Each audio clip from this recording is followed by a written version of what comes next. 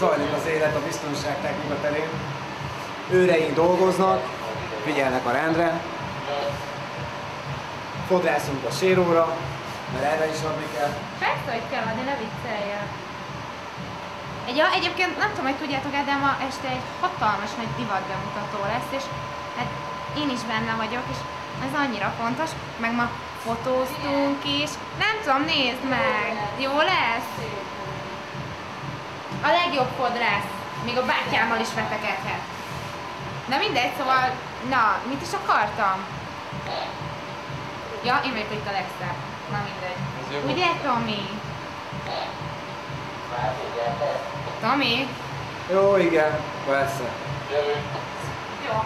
Ki a nem ő? Szerintem találkozunk a divatbemutatom, ne? Na, menjél, nem nézheted meg, ahogy kész vagyok. Na, hes!